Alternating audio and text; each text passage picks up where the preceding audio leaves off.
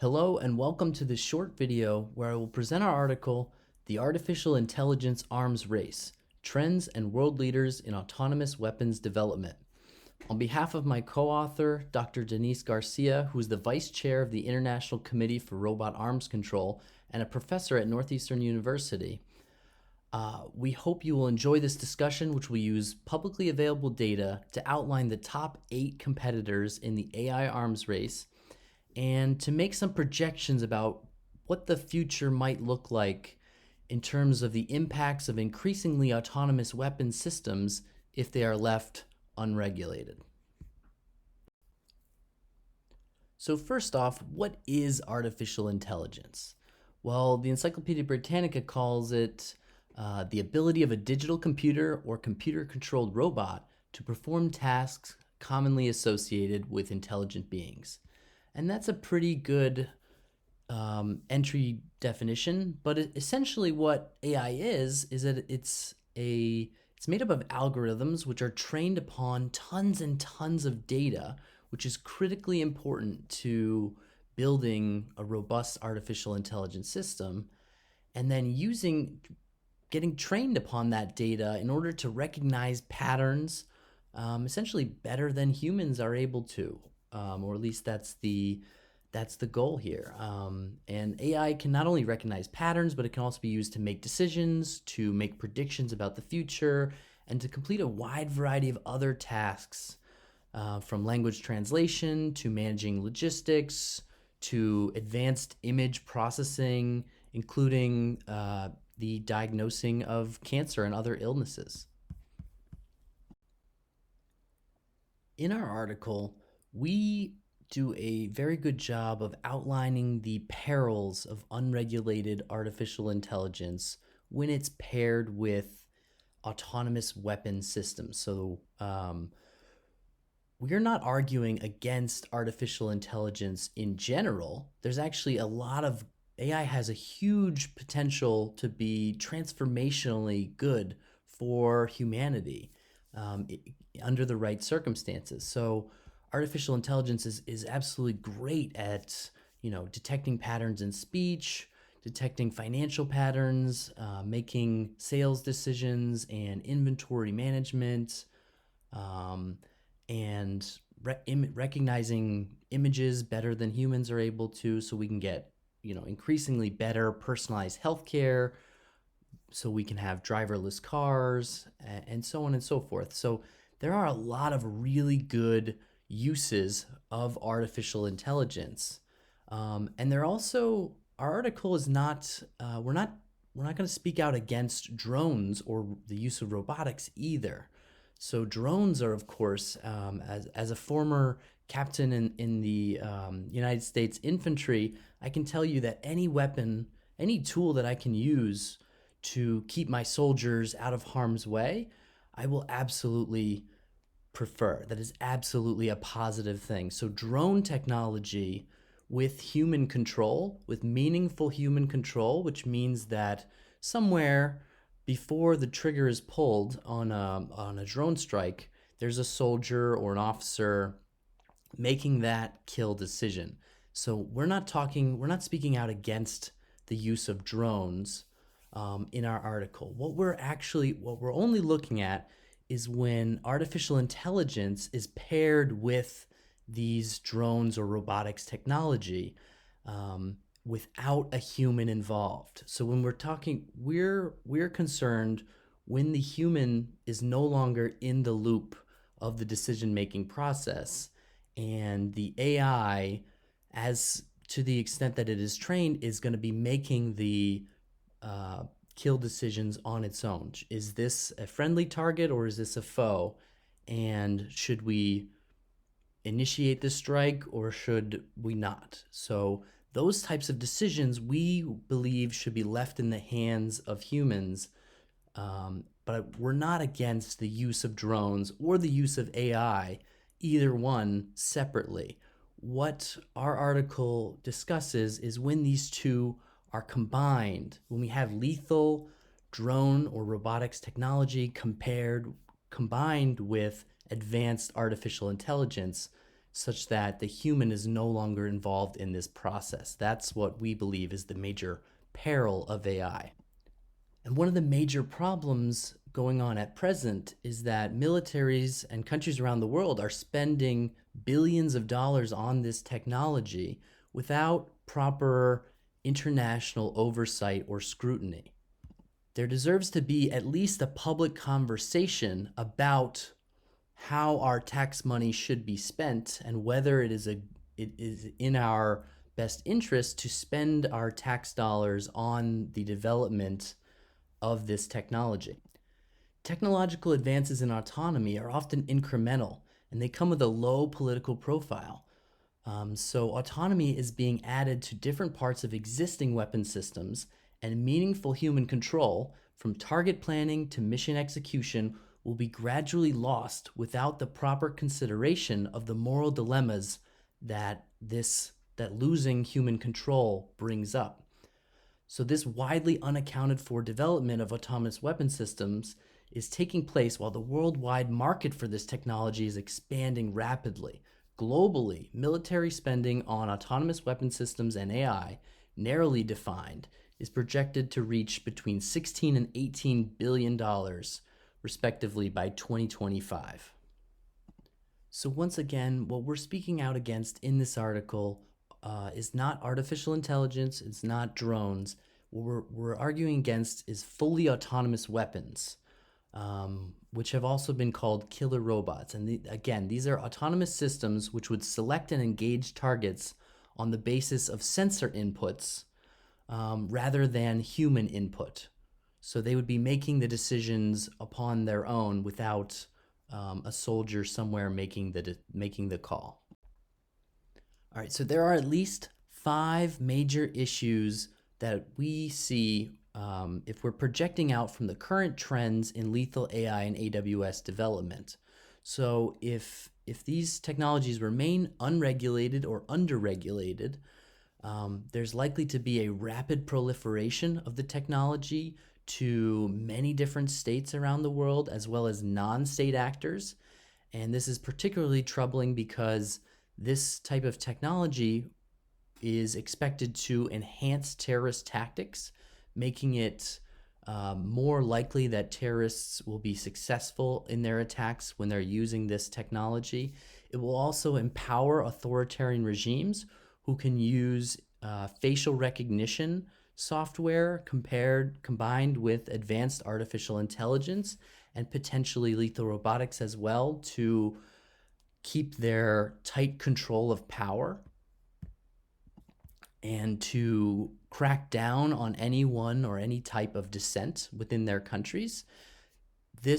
We're also worried that this advancement in this technology might lower the threshold for war, meaning that democratic peace and just that war might become more likely the fewer of your own soldiers that are required to go into the battlefield. So the more robotic our militaries become, the more likely it might be that sovereigns will send their armies into war or create a war when they're not worried about having to send their bravest and their brightest from home. And then finally, all this technology, artificial intelligence generally, is vulnerable to bias in the data that it was trained on, bias in the programmers, and so on. It's vulnerable to hacking, and there's different backdoors and codes that could be hacked and gain access to this technology by nefarious actors or enemies, and also malfunction, because increasingly artificial intelligence is making decisions that the programmers can't exactly understand or predict. So this technology has the potential to move beyond our understanding of it, and those malfunctions, when combined with lethal weapon systems, could be catastrophic. Autonomous weapons are poised for rapid proliferation. At present, this technology is concentrated in the hands of a few powerful, wealthy countries that have the resources required to invest heavily in advanced robotics and AI research. However, Moore's law and the declining costs of production, including 3D printing, will soon enable many states and non-state actors to procure killer robots. At present, quadcopter drones cost as little as $25, and a small $35 Raspberry Pi computer can run AI advanced enough to defeat United States Air Force fighter pilots in combat simulations.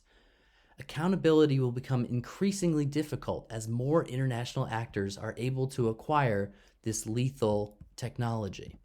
The advent of 3D printing is particularly troubling with regards to the proliferation of lethal autonomous weapon systems, because right now there are plans for an AR-15 type assault rifle that can be downloaded and printed at home if you have your own 3D printer. So it's only a matter of time before these drones and these increasingly lethal drones could be printed by anyone who was so inclined.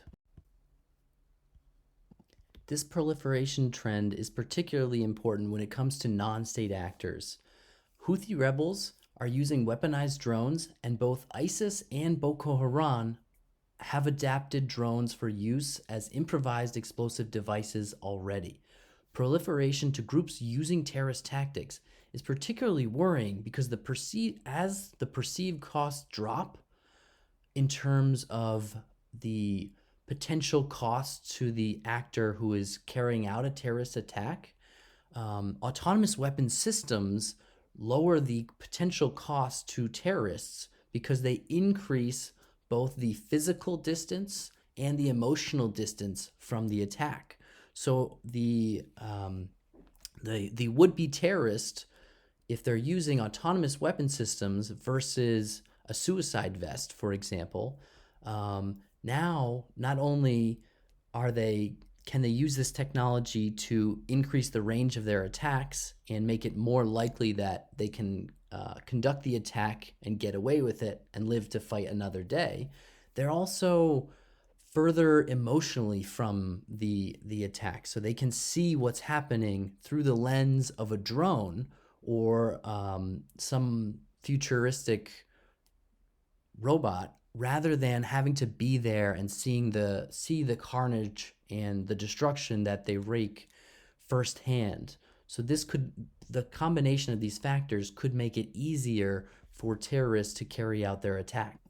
Further, autonomous weapon systems increase the potential benefits that terrorists can get by allowing more precise target selection in order to maximize the deadly impact of these attacks and the fear created by them.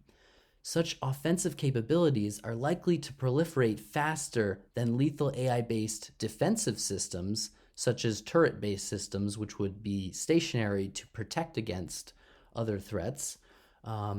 Offensive capabilities that would be used by terrorists are going to proliferate faster because they have lower costs relative to the very high-cost stationary defensive systems.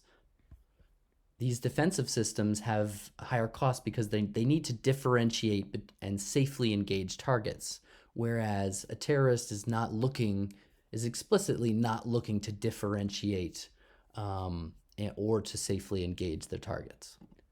I'm also increasingly worried about the potential for assassinations by using this technology. So there was a botched assassination attempt of Nicolas Maduro, where they used a crudely adapted drone. And I think in the future, these attempts are unfortunately going to be more successful as the technology improves and the facial recognition software also improves. There's also the potential for automated sniper robots, which could assassinate from a long distance without the risk of exposure and a much more deadly accuracy than even the best trained marksman like myself can do at present. So they could engage targets from much further away than at present. Facial recognition software combined with increased autonomy and crude explosives is a recipe for chaos and terror. Within states, Lethal autonomy will likely empower authoritarian regimes and may intensify the global trend of democratic backsliding because AI enhanced monitoring systems and robotic soldiers are the perfect tools of despotic rule. While fully autonomous killer robots may not replace all traditional soldiers anytime soon, focusing exclusively on such future trends risks missing the dystopian effects that AI is having on authoritarian states today. Right now, China has imprisoned millions of ethnic Uyghurs and uses AI-based surveillance with facial recognition software to not only monitor Xinjiang province, but to keep a close eye on all of its citizens. These surveillance systems have been deployed to over 70 Chinese cities and are being used to shape behavior via their dystopian social credit system. The authoritarian marketplace for such capabilities is strong, as China has already held training sessions with officials from more than 30 countries seeking advanced tools for monitoring and controlling public opinion, something that they will be increasingly able to do if this technology is left unregulated. Between states, full autonomy in war may undermine democratic peace. Immanuel Kant's theory of democratic peace relies upon the public not supporting unnecessary wars because they're the ones who would be called upon to fight in them. So essentially what this theory is that there's democratic peace theory posits that no two democracies will ever go to war with one another because in democracies, the citizens get to choose their leaders, and they're not going to choose since the citizens themselves are the ones that fight in these wars, that they're not going to choose leaders who will take them to war unnecessarily because they're the ones that will ultimately bear the costs of the war, of serving and fighting in that war. However, this is going to be increasingly not the case. When many countries transitioned from a conscription or draft-based military to an all-volunteer force, public opposition to ongoing wars declined. This trend will likely be exacerbated and further lower the threshold for the use of force when even fewer human soldiers are needed to fight in wars as they are increasingly replaced with more advanced robotic systems. Semi-autonomous systems have already begun to erode the fundamental norms of international law against the use of force, and this will likely only continue. It is much easier to sell the necessity of war at home if the public is not called upon to serve in it. Tactics will also change. Surgical strikes at potentially high-value targets could increase as states are increasingly willing to risk robotic soldiers or advanced drone technology rather than having to send in their special operations forces.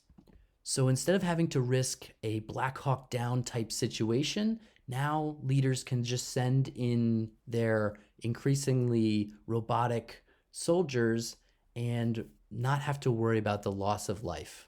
And while in the face of it, again, as an infantryman myself, that sounds like at first, that sounds to be a good thing. It would be great to not have to put US soldiers in harm's way. However, the second order effects of this are too great to be ignored. If we're lowering, force should always be the absolute last option in international relations, in any situation. So anything that lowers the threshold for the use of force, but anything that makes it easier for our leaders to begin these wars or conflicts or any type of hostile action like that makes our world a little bit less secure. Lastly, AI is also vulnerable to bias, hacking, and malfunction. So public oversight and accountability is particularly important for these reasons. As many as 85% of all AI projects are expected to have errors due to either bias in the algorithm, biased programmers, or bias in the data used to train them. And again, if you want to check all the sources and statistics that I'm citing, you can check out our paper at Global Policy or at my website, justinkhainer.com, which will be at the end of the video. This is particularly troubling because AI bias tends to be particularly discriminatory against minority groups and could lead to either over-targeting or false positives as facial recognition systems become further integrated into the weapons of war. Beyond bias, AI systems could be hacked, they could have unintended coding errors, or otherwise act in a way that programmers never could have anticipated. One such coding error happened in the autonomous financial trading crash of May 2010, which caused a flash crash and wiped out $1 trillion worth of stock market value in just a few minutes. Even when correctly coded, many AI programs exploit unforeseen loopholes to achieve their programmed goals, such as an artificial intelligence program which was designed to play Tetris.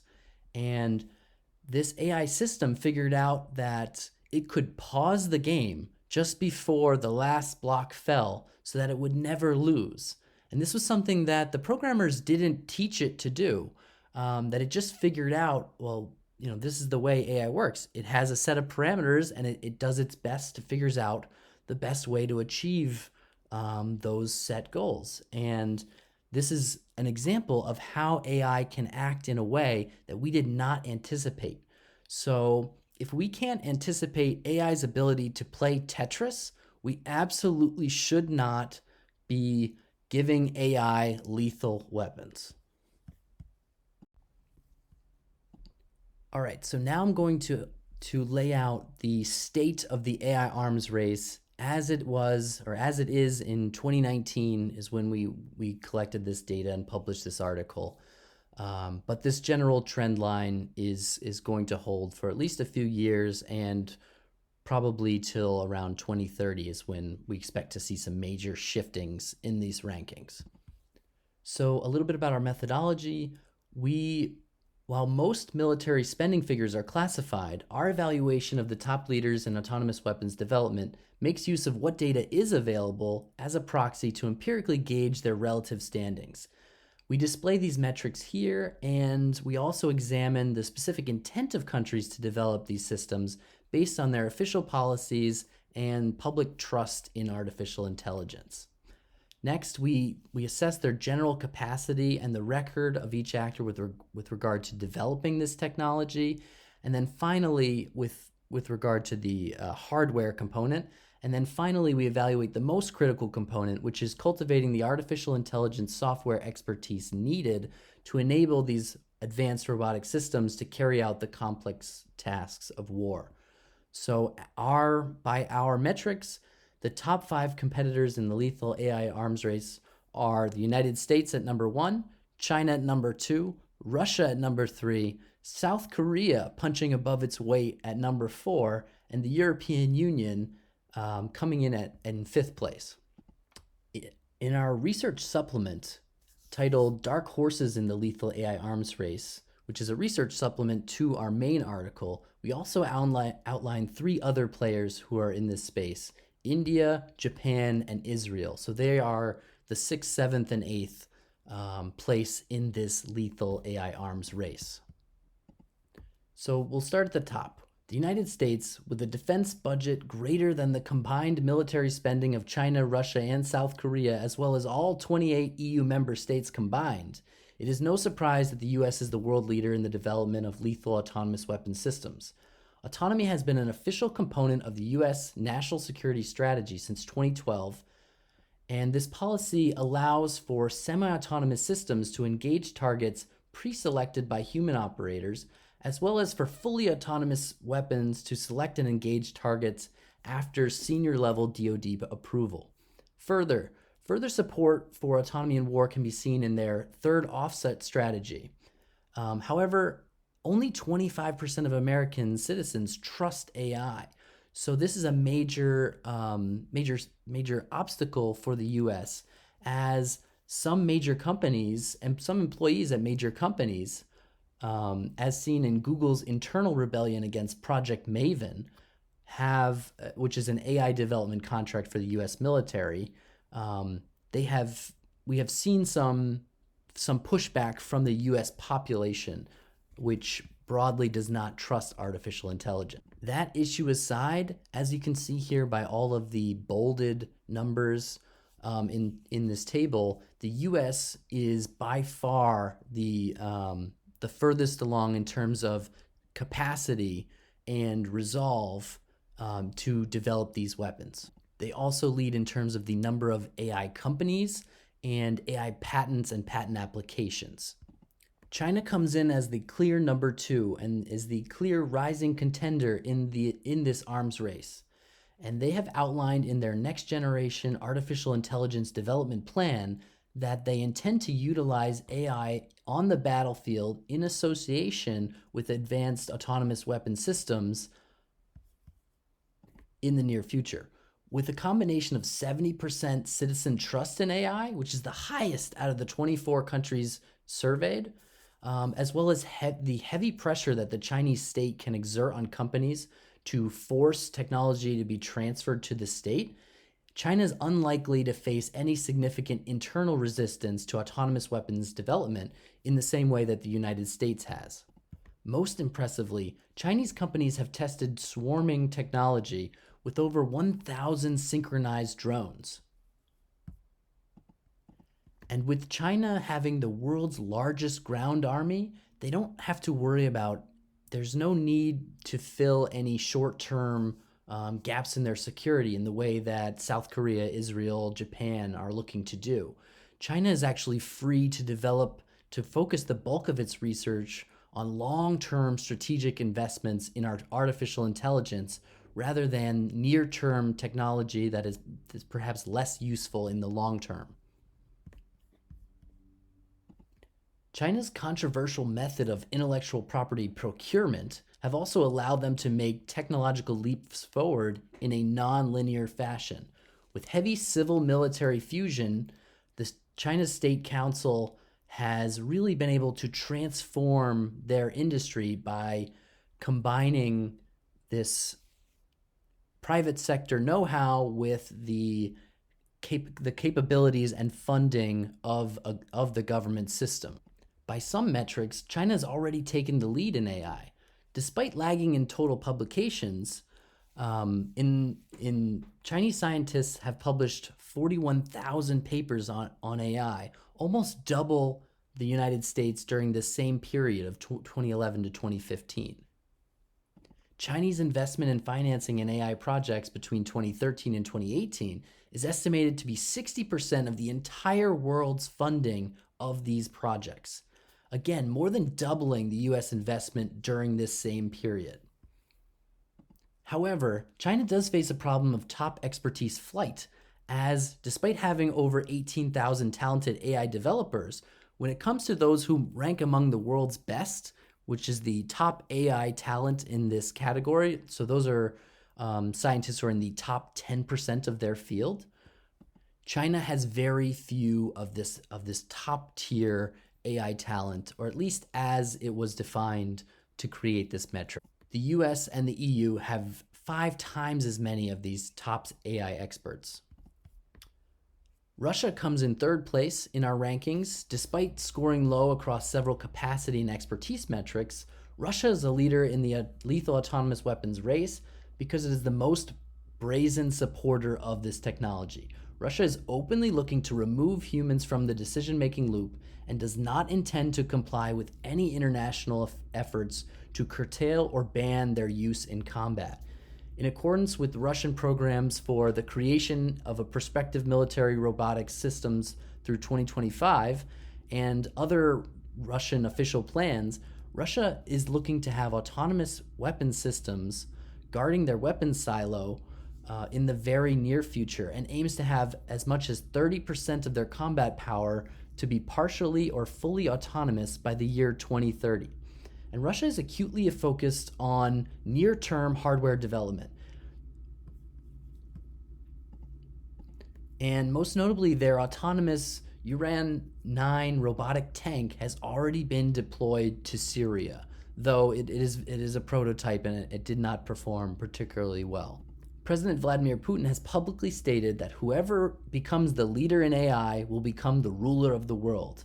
However, Russian investments in AI are significantly lacking.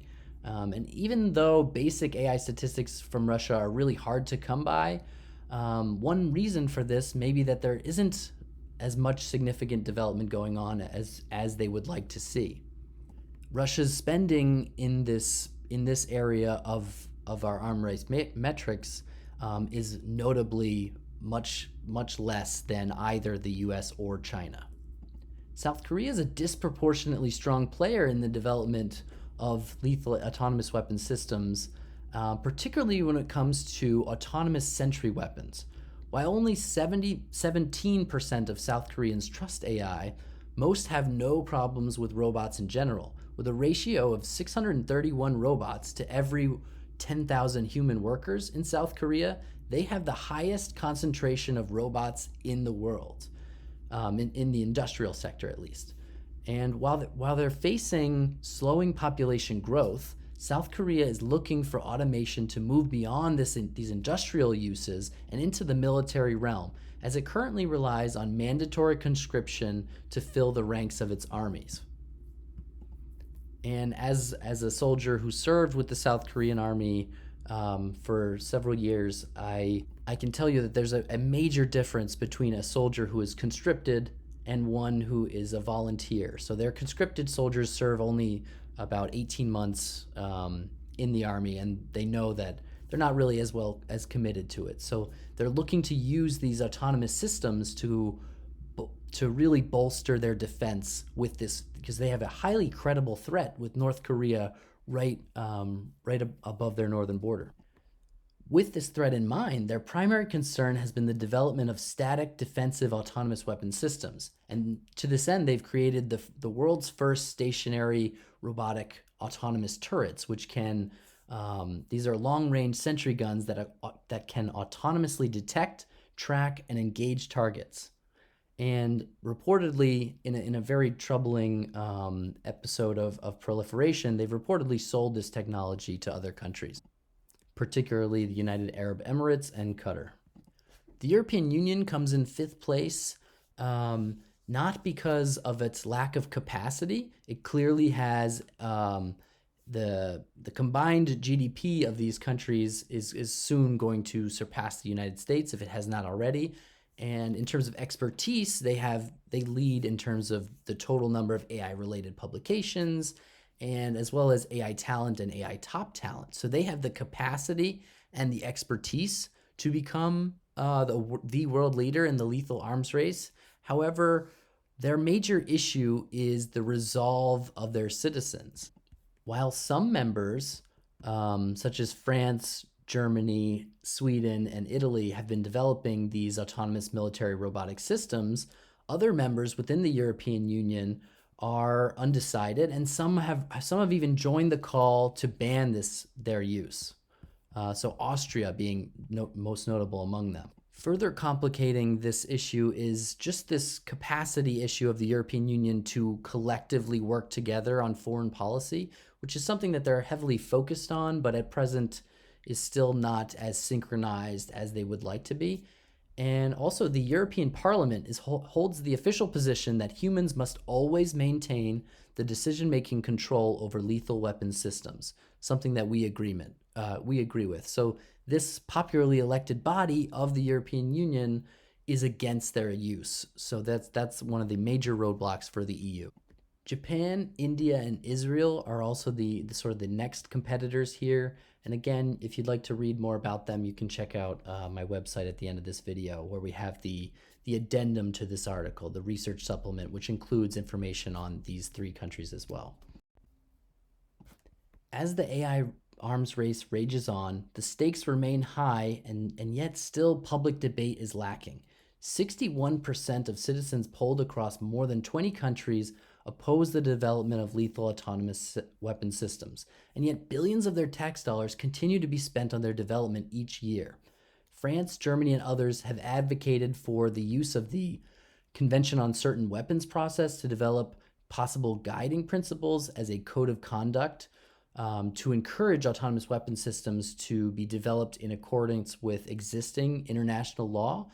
And beyond that, 28 states have called for, actually now today it's 30 states have joined this, have joined the call for a full and total ban on the use and development of killer robots. The non-aligned movement and a group of African states also have indicated their desire to negotiate a new international treaty which could set limits on the use of this technology as well. Previous weapons bans, from chemical and biological weapons to landmines and cluster munitions, have been proven as effective policy tools which can significantly curtail the use of these problematic weapons, even if the countries themselves, even if we can't get every country to sign on to these bans. The bans have been proven effective at curtailing the use of these different weapon systems either way. So the United States today has never signed on to the landmine treaty, and yet it also has discontinued the use of landmines in its operations in Afghanistan and Iraq, and since this treaty has been signed. The EU and other forward-thinking countries should look to set solid global norms and then push for a ban on the use of this technology now, before it becomes a reality. One potential opening is that China announced last year that it wishes to ban the battlefield use of autonomous weapon systems, which appears at odds with some of its official statements, but it does not wish to ban their development and production. So it wants to retain the ability to build these weapons, but it wants to ban their use. And this could serve as a basis for coalition negotiations with the rest of the world. And this would represent a key step forward in preventative security governance. So the time for banning these weapons is now. And even if we have to start with a partial ban in terms of banning their use on the battlefield, but not the ability of countries to develop them but not use them, then that's where we should start. All right, so thank you so much for watching this video. I'm on Twitter at Justin K. Hayner. You can also contact me, and as well as finding the open access version of this article, all the sources we cite, and the research supplement as well at my website, justinkhayner.com. And I look forward to answering all of your questions.